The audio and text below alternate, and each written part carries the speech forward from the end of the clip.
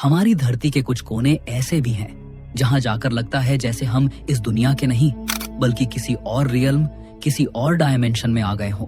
कहीं पानी लाल खून की तरह बह रहा है, कहीं जमीन खुद टूटकर नरक का दरवाजा खोल रही है, कहीं पेड़ अजीब एंगल्स में उगते हैं और कहीं समुंदर के नीचे पूरा शहर छुपा है।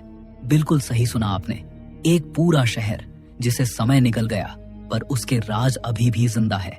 तो चलिए चलते हैं एक ऐसे सफर पर जहां हम देखेंगे दुनिया के 7 सबसे रहस्यमय जगहें।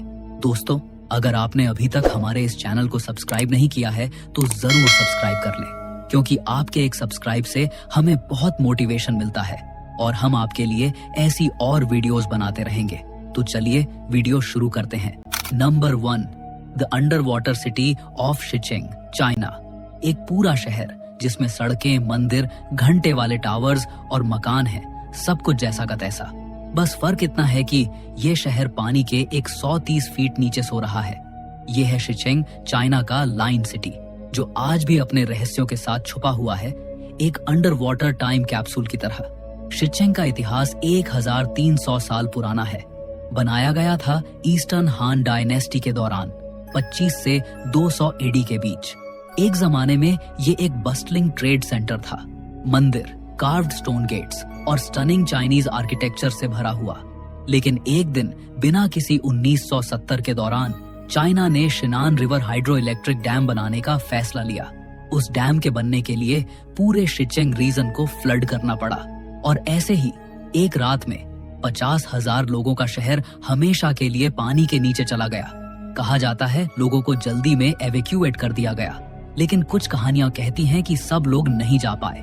डूबने के बाद शिचिंग का जिक्र लोग भूल गए। फिर आज से कुछ साल पहले एक डाइविंग एक्सपीडिशन ने वापस ढूंढ निकाला और जो उन्होंने देखा उसने साइंटिस्ट्स और हिस्टोरियंस दोनों को हैरान कर दिया। पानी के नीचे उन्होंने देखा 5 सिटी गेट्स, 265 आर्चवेज और ऐसे कार्विंग जिनके पैटर्न आज के मशीन से बनाना भी मुश्किल है। वॉल्स अब भी खड़ी हैं, ड्रैगन्स और लायंस के स्कल्पचर्स अब भी उसी जगह हैं, बस उनके आसपास एक अजीब साइलेंस है। कुछ डाइवर्स कहते हैं जब वो अंदर जाते हैं तो उन्हें एक बजती हुई घंटी की आवाज सुनाई देती है, जैसे कोई पुराना मंदिर उन्हें बुला रहा हो। कुछ लोग कहते हैं पानी के नीचे एक फॉग लाइक एनर्जी महसूस होती है, जैसे शहर अब भी जिंदा हो। साइंटिस्ट्स के लिए सबसे बड़ा मिस्ट्री ये है 100 फीट से ज्यादा पानी के नीचे होने के बाद भी शिचिंग के बिल्डिंग्स, स्टेयरकेसेस और स्टैच्यूज बिल्कुल प्रिजर्व्ड हैं। ना करोजन, ना क्रैक्स। जैसे वक्त ने इस शहर को टच करने से मना कर दिया हो। अब शिचिंग को लोग the Atlantis of the east कहते हैं, एक ऐसा शहर जहां वक्त रुक गया और जिंदगी पानी के अंदर बस एक खामोशी बनकर रह गई। Number 2, the Blood Falls, Antarctica. बर्फ से ढका हुआ वो महाशहर जहां हर तरफ बस सफेदी ही सफेदी है, जहां हवा इतनी तेज चलती है कि इंसान का चेहरा पत्थर बन जाए। लेकिन इस व्हाइट कॉन्टिनेंट के बीच एक जगह है जहां बर्फ से लाल खून बह रहा है। ये है द ब्लड फॉल्स, अंटार्कटिका के टैलर ग्लेशियर के पास। एक ऐसी झील जहां से लाल रंग का पानी बर्फ के बीच से निकलता है, जैसे किसी ने जमीन को छील दिया हो और उसमें से लहू उबल रहा हो। इसका डिस्कवरी 1911 में एक जियोलॉजिस्ट ने किया था, थॉमस ग्रिफिथ टेलर। जब उसने पहली बार देखा तो उसे लगा शायद ग्लेशियर के नीचे रेड एल्गी उग गई हो, लेकिन जब टेस्ट किया गया तो सच सामने आया। ये कोई एल्गी नहीं थी, बल्कि आयरन रिच वाटर था, जो बर्फ के अंदर एक एंशेंट लेक से आ रहा था। साइंटिस्ट्स कहते हैं ग्लेशियर के नीचे एक सब ग्लेशियर लेक है, जिसमें पानी और सॉल्ट इतना पुराना है कि लाखों साल से सनलाइट उस तक नहीं पहुंची। वहां ऑक्सीजन नहीं है और टेम्परेचर -10 डिग्री सेल्सियस से भी कम। और सबसे हैरानी की बात, उस लेक के अंदर माइक्रो ऑर्गेनिजम्स जिंदा हैं। एक पूरी दुनिया, एक हिडन इकोसिस्टम जो इंसान के साइंस के बिना जी रही है। जब ये आयरन रिच पानी ग्लेशियर के बाहर आता है तो ऑक्सीजन से मिलते ही रस्ट जैसे रिएक्ट करता है और लाल रंग ले लेता है, जैसे खून बहा हो। इस रिएक्शन से ही बना नाम द ब्लड फॉल्स। लेकिन ये सिर्फ साइंस का खेल नहीं लगता। अंटार्कटिका के कुछ रिसर्चर्स कहते हैं उस लेक के अंदर एक एलियन लाइक लाइफ फॉर्म हो सकती है, जो अर्थ के किसी और जगह नहीं मिलती। नासा के साइंटिस्ट्स ने तो ये तक कहा है, अगर हम समझ गए कि ब्लड फॉल्स के नीचे लाइफ कैसे जिंदा है, तो हम समझ सकते हैं कि मार्स पर जिंदगी कैसे पॉसिबल हो सकती है। और सबसे अजीब बात, हर साल ब्लड फॉल्स का लाल पानी थोड़ा बदल जाता है। किसी साल ज्यादा डार्क, किसी साल बिल्कुल क्रिम्सन रेड, जैसे वो ग्लेशियर सांस ले रहा हो, धड़क रहा हो। कुछ एक्सप्लोरर्स कहते हैं जब रात होती है और अंटार्कटिक विंड चलती है तो ब्लड फॉल्स के पास से एक गर्लिंग साउंड आती है, जैसे कोई अंदर से बोल रहा हो कुछ चीजें जिंदा हैं, बस उन्हें दिखाई नहीं देता कोई। Number 3, the Devil's Kettle waterfall. America के मिनेसोटा स्टेट के अंदर एक ऐसी जगह है जहां नेचर खुद इंसानों के समझ से परे लगती है। The Devil's Kettle waterfall. ये एक ऐसी वाटरफॉल है जो बाहर से बिल्कुल नॉर्मल लगती है, लेकिन जैसे ही आप इसे ध्यान से देखते हो एक अजीब सी बात सामने आती है। ये वाटरफॉल जज सी आर मैग्ने स्टेट पार्क के अंदर है और ब्रूल रिवर के बीचों बीच 2 पार्ट्स में स्प्लिट हो जाती है। एक साइड का पानी तो नॉर्मल तरीके से नीचे गिरता है, लेकिन दूसरी साइड का पानी बस गायब हो जाता है। हाँ, लिटरली डिसअपियर। वो पानी एक डीप होल के अंदर गिरता है जिसे लोकल्स दी डेविल्स केटल कहते हैं। पता नहीं वो पानी कहाँ जाता है, कोई स्ट्रीम, कोई रिवर, कोई आउटलेट, कुछ भी नहीं मिलता। साइंटिस्ट्स ने सालों तक इस मिस्ट्री को सॉल्व करने की कोशिश की। उन्होंने डाई, पिंग पोंग बॉल्स और इवन जीपीएस ट्रैकर्स तक इस होल में डाले, लेकिन सब गायब हो गए। कोई भी ऑब्जेक्ट कभी किसी रिवर, लेक या आउटलेट में वापस नहीं मिला। कुछ लोग कहते हैं कि ये पानी किसी अंडरग्राउंड लावा ट्यूब के थ्रू सीप कर जाता है। कुछ लोगों के हिसाब से ये एक अननोन सबटेरेनियन रिवर सिस्टम का हिस्सा है, और कुछ लोगों का मानना है कि ये जगह एक नेचुरल पोर्टल है, एक ऐसी जगह है जहां दुनिया के डायमेंशंस एक दूसरे से टकराते हैं। जो भी सच हो, एक बात तो पक्की है, डेविल्स केटल इंसानी समझ से परे है। एक वाटरफॉल जहां का आधा पानी बस हवा में घुल जाता है बिना किसी निशान के। नेचर का एक ऐसा राज जो हर साल नए एक्सप्लोरर्स को अपनी तरफ खींचता है और फिर चुपचाप अपने अंदर समा लेता है। Number 4, mount Roraima. South America के डेंस फॉरेस्ट्स के बीच एक ऐसी जगह है जो देखने में किसी दूसरी दुनिया का हिस्सा लगती है। Mount Roraima.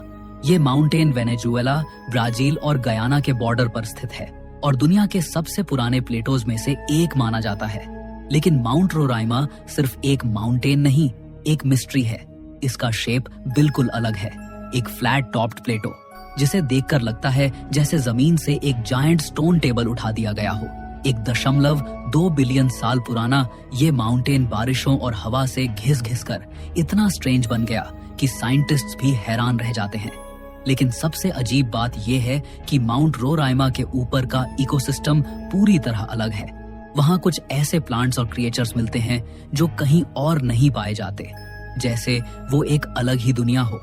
बारिश लगभग हर दिन होती है और क्लाउड्स इतने डेंस होते हैं कि ऐसा लगता है जैसे माउंटेन किसी मैजिकल फॉग में छुपा हो। लोकल ट्राइब्स के लिए ये जगह पवित्र और श्रापित दोनों है। उनका कहना है कि ये प्लेटो एक एंशिएंट सेलेस्टियल किंगडम था जहां देवी देवता रहते थे। कुछ लेजेंड्स के मुताबिक एक समय था जब एक डिवाइन फ्लड ने पूरी दुनिया को धोया था और माउंट रोराइमा उस वक्त भी इकलौता था जो पानी के ऊपर था, एक bridge between heaven and earth. और सबसे ज्यादा फैसिनेटिंग बात, कुछ रिसर्चर्स के हिसाब से माउंट रोराइमा ही वो जगह हो सकती है जहां से सर आर्थर कोनान डॉयल ने अपनी famous novel the lost world का कॉन्सेप्ट लिया था। एक जगह जहां एंशिएंट डायनासोर्स और प्री हिस्टोरिक क्रिएचर्स अब भी जिंदा है। आज भी जब कोई वहां पहुंचता है तो उसे लगता है जैसे वो किसी और प्लैनेट पे आ गया हो। आसपास सिर्फ मिस्ट, मॉस और एक इरी साइलेंस, और एक महसूस होता है कि कोई देख रहा है कहीं से ऊपर से। माउंट रोराइमा एक जगह है जहां साइंस और माइथोलॉजी दोनों मिलके भी जवाब नहीं दे पाते। एक माउंटेन जो लगता है जैसे खुदाओं ने खुद बनाया हो। Number 5, the Door to the Gods. Peru के रिमोट माउंटेन्स के बीच एक ऐसी चट्टान खड़ी है जो देखने में बिल्कुल आम लगती है, लेकिन जब आप उसके पास जाते हो तो उस पर कार्व्ड एक डोरवे नजर आता है, एक परफेक्ट रेक्टेंगुलर शेप जो कहीं नहीं जाता और कहीं से आता नहीं। इस जगह को लोग कहते हैं Hayu Marca, the guard of the God's.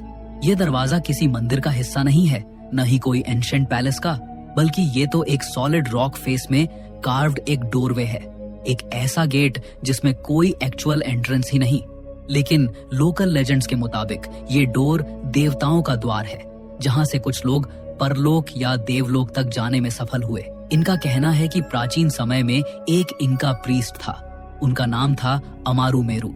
जब स्पेनिश कॉन्करर्स पेरू में घुस आए तो अमारू मेरू अपने साथ एक गोल्डन डिस्क लेकर यहाँ आए, जो उन्हें सन गॉड के मंदिर से मिला था। उन्होंने इस दरवाजे के सामने वो गोल्डन डिस्क रखा और जब उसने दरवाजे के सेंटर में लगाया तो एक ब्लाइंडिंग लाइट छोड़ी और प्रीस्ट उस डोर के अंदर गायब हो गया। उसके बाद से वो कभी वापस नहीं आया। तब से लोग कहते हैं ये पुएर्ता दे हायूमार्का सिर्फ एक स्टोन कार्विंग नहीं बल्कि एक इंटरडायमेंशनल पोर्टल है। कुछ ट्रैवलर्स बताते हैं कि जब वो उस दरवाजे को हाथ लगाते हैं तो उन्हें अपने शरीर में एक एनर्जी सर्ज महसूस होती है और कुछ को तो स्ट्रेंज विजन्स भी दिखते हैं। पुरानी सिविलाइजेशंस, ब्राइट लाइट्स और जायंट बीइंग्स के डॉट साइंस के पास इस बात का कोई एक्सप्लेनेशन नहीं है।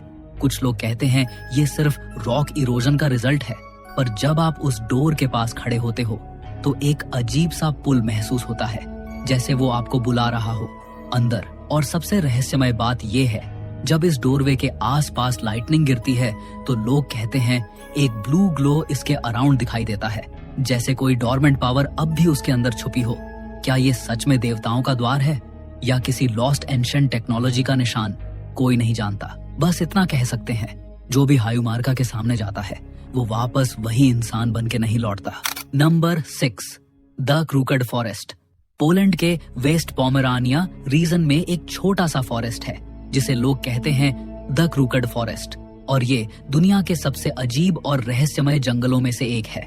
दूर से देखो तो ये एक आम पाइन फॉरेस्ट लगता है, लेकिन जैसे ही आप अंदर जाते हो आपको नजर आएंगी 400 के करीब पाइन ट्रीज, जो सब के सब एक बिजार शेप में मुड़े हुए हैं। हर ट्री अपने बेस से लगभग 3 फीट ऊपर तक परफेक्ट 90 डिग्री एंगल में नॉर्थ की तरफ मुड़ता है और फिर वापस सीधा ऊपर बढ़ता है, जैसे किसी ने इन्हें फोर्सफुली बेंड करके छोड़ा हो। ये सारे ट्रीज एक ही डायरेक्शन में झुके हुए हैं, जैसे किसी ने एक साथ उन पे कोई स्ट्रेंज मैग्नेटिक पुल या ग्रेविटेशनल एक्सपेरिमेंट किया हो। साइंटिस्ट्स और हिस्टोरियंस दोनों ये समझने की कोशिश कर रहे हैं कि आखिर इन ट्रीज का ये शेप बना कैसे। कुछ लोग कहते हैं ये सब ह्यूमन एक्सपेरिमेंट का रिजल्ट है। उनका कहना है कि 1930 के आसपास लोकल लोगों ने इन ट्रीज को बोट या फर्नीचर बनाने के लिए इंटेंशनली बेंड किया था, ताकि इनका वुड नेचुरली कर्व्ड हो जाए। लेकिन ये थ्योरी एक सिंपल सवाल पे अटक जाती है, अगर ये मैन मेड था तो ये टेक्निक सिर्फ यहाँ ही क्यों यूज हुई, और ये सारे ट्रीज एक ही पैटर्न में कैसे उग गए। दूसरी तरफ कुछ लोग कहते हैं ये स्ट्रेंज ग्रेविटेशनल अनोमली का रिजल्ट है।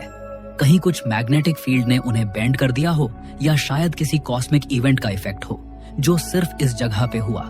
लेकिन सबसे फैसिनेटिंग थ्योरी आती है लोकल लोगों से। उनका कहना है ये ट्रीज एन्चेंटेड है। उन्होंने कहा ये जगह कभी एंशिएंट एनर्जी फील्ड का हिस्सा थी, जहां नेचर के रूल्स अलग थे।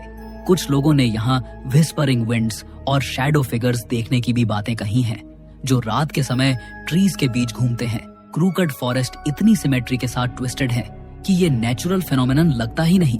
आज भी कोई नहीं जानता ये ट्रीज ऐसे बने कैसे, और ये बेंड होने के बाद भी जिंदा कैसे रहे। बस इतना कह सकते हैं, जब हवा इस फॉरेस्ट से गुजरती है तो लगता है जैसे जमीन खुद अपना सीक्रेट छुपा रही हो, एक ऐसा सीक्रेट जो शायद इंसानों के समझ से बहुत परे है। Number 7, the Gate to the Underworld. Siberia के बीचों बीच एक ऐसी जगह है जिसे लोग कहते हैं the Gate to the Underworld. इसका असली नाम है बतागाई का क्रेटर, लेकिन लोकल याकुट लोग इसे मेगा स्लम्प नहीं बल्कि नरक का द्वार, द डोर टू हेल कहते हैं। और जब आप इस जगह के करीब जाते हो तो लगता है जैसे धरती खुद खुलकर अंदर की अंधेरों में समा रही हो। बतागाई का क्रेटर 1 किलोमीटर लंबा और 100 मीटर गहरा मासिव सिनखोल है, जो हर साल और भी बड़ा होता जा रहा है। ये कोई आम क्रेटर नहीं है, ये एक जीता जागता वार्निंग साइन है नेचर का कि धरती अंदर से किस तरह टूट रही है।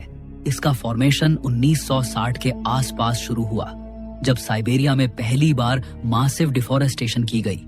पेड़ काटने से जमीन का नेचुरल इंसुलेशन खत्म हो गया और उसके नीचे जो परमाफ्रॉस्ट यानी बर्फीली जमात जमीन थी वो मेल्ट होने लगी, और जैसे जैसे वो पिघली धरती अंदर से धंसने लगी।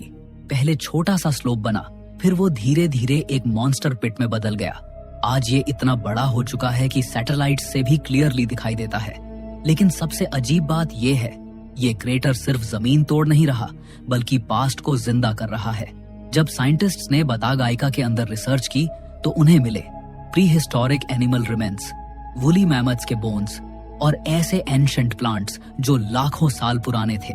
यानी ये crater literally earth time machine बन गया है जो हमारे सामने धरती के अंदर छुपी मिलियन साल पुरानी कहानियां खोल रहा है। लेकिन लोकल्स इसे एक भूतिया जगह मानते हैं। उनका कहना है जब आप इस जगह के पास जाते हो तो आपको एक अजीब घुरघुराहट सुनाई देती है, जैसे जमीन के अंदर से कोई चीजें कराह रही हो। कुछ लोग कहते हैं ये धरती के अंदर से आत्माओं की चीखें हैं जो कभी शांत नहीं होती। और सबसे हैरत की बात, साइंटिस्ट्स कहते हैं कि ये क्रेटर रोज बढ़ रहा है, हर साल 10 से 20 मीटर तक फैल रहा है। अगर ये ऐसे ही बढ़ता रहा तो एक दिन पूरा साइबेरिया एक जायंट ओपन वाउंड बन सकता है, एक जिंदा गेट टू द अंडरवर्ल्ड। ये जगह सिर्फ एक नेचुरल वंडर नहीं, एक साइलेंट प्रोफेसी है जो हमें बताती है कि जब हम नेचर से खेलते हैं तो धरती कभी चुप नहीं बैठती, और जब वो जवाब देती है तो उसका रूप कुछ ऐसा होता है जो देखकर लगता है शायद ये सच में नरक का द्वार ही है।